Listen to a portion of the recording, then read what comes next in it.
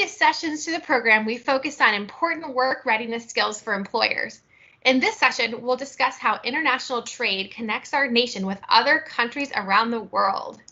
My name's Klocke. I am a senior asset manager for a company called Apple Hospitality REIT, which is a hotel ownership group here in Richmond, Virginia. I've been in my role for about a year now, but before that I was a general manager at quite a few different hotels. So my responsibilities, I'm in charge of 40 different hotels all around the United States, from California all the way to Virginia. I love my job, I love what I do, and I'm very excited to share with you today. My name is Ryan Angus. I'm very, very happy to be here. I'm part of the Young Professionals Board with Junior Achievement. I've been volunteering with Junior Achievement for over 5 years now, and I really, really love the opportunity to spend time with students like yourselves to go over topics that are very near and dear and important to my heart. I work in the financial realm of UPS Freight. I'm a senior pricing manager. I've been doing this for almost 9 years now, and I get the joy of understanding how price and cost impacts the profit of my company. So with this being said, again, I'm excited to share my experiences and knowledge to help us uncover some great topics for you. Awesome. Thanks, Ryan. Well, Ryan has a lot of firsthand knowledge into this global marketplace talk that we're going to have here. So I'm going to ask him some questions first. So Ryan, the global marketplace refers to buying and selling of goods and services between businesses and customers in just about every country of the world. We're going to dig in a little bit. So Ryan, does a neighborhood bookstore or Amazon have more customers, and why? That's a really good question. Well, I think about where I live. I actually live in a rural community. My neighborhood doesn't have a bookstore, so I would be challenged from that perspective. But going back to the question, Amazon would have more customers. Being a web-based platform, Amazon has the ability to reach customers across the world in a truly global format. Like myself, in a situation where my neighborhood doesn't have a bookstore. The advertising and resources of Amazon contribute to the visibility and awareness in a very, very large scale. The neighborhood bookstore would be limited with exposure and customers based on their physical location, with residents as well as potential vacationers, web capabilities, and advertising. Great. So Ryan, what are some advantages for customers who shop in a global marketplace?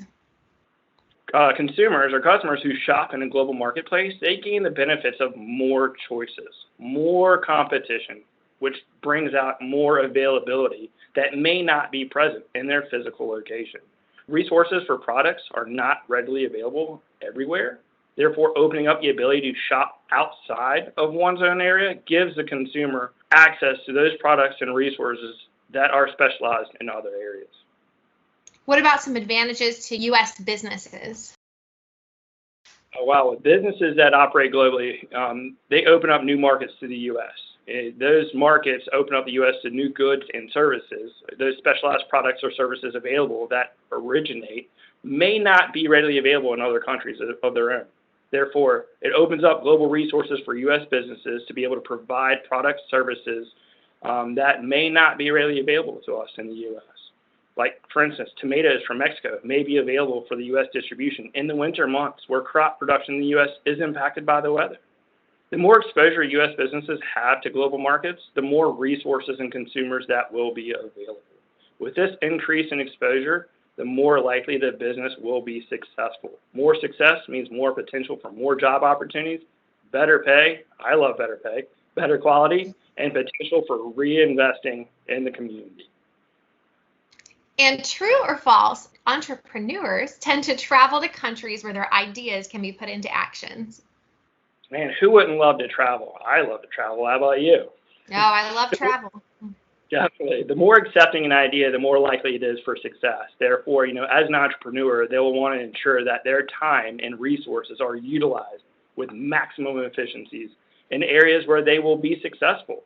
By exploring through travel, entrepreneurs are able to identify specific needs that would benefit from their products or services.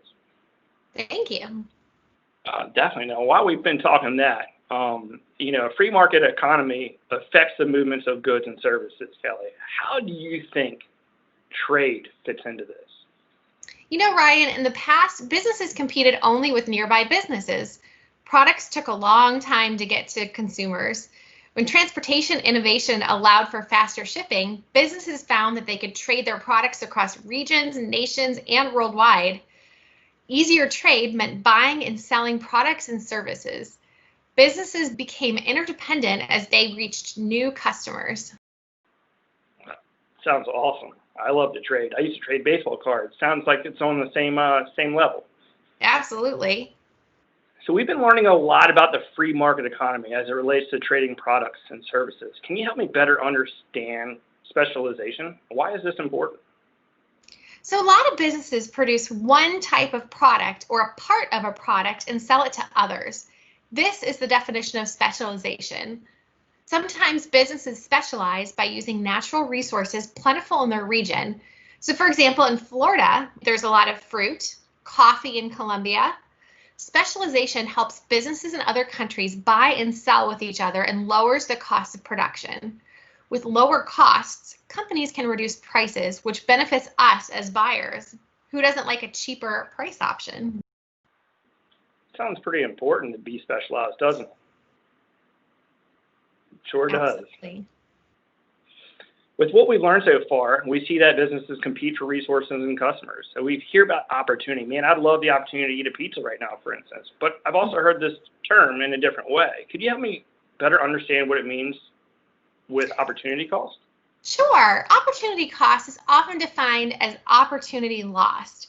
It's what's given up when somebody chooses to do one thing instead of another.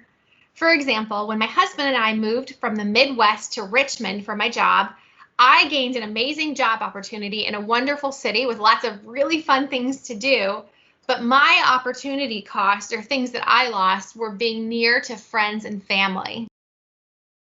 Sounds like that was a really tough decision. Definitely. Well, as we've been learning, again, the opportunities involved with what we're discussing, international markets, global markets, being willing to travel. I'd like to show you a little bit more about what we mean in some basic elements. One of the things that I really, really like, and I'm going to tell you this, I have a wife and two daughters, and they love chocolate. Let's discuss chocolate from a perspective of the global economy. How is chocolate impacted? Let's look at this. From North America, we find paper wrappers from Canada. From South America, we get sugarcane from Brazil. From Europe, we get the cream from Switzerland. Switzerland's a tiny little country right beside France and right above Italy. Who would have ever known that? We get cocoa beans from Nigeria, which is in Africa. We get coconut oil from the Philippines, which are the islands over in the Asian Pacific. We also had the manufacturing plant in Australia, which is over in that southeastern hemisphere from the Australian Oceanic region. So as you can see, the global economy really, really helps this really important product of chocolate.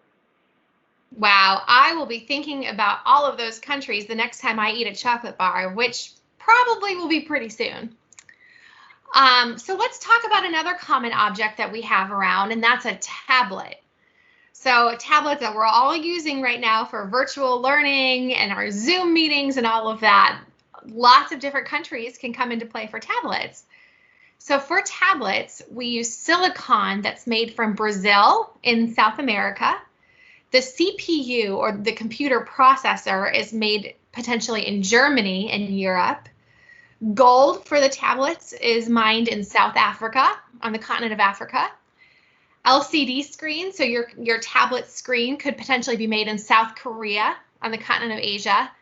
And then the system engineer that might be hired to put it all together could potentially be from Australia, obviously its own continent. And then the motherboard that puts everything together in the tablet is from Mexico in North America. So many different continents involved with one tablet that allows us to be able to get prices down and still maintain quality.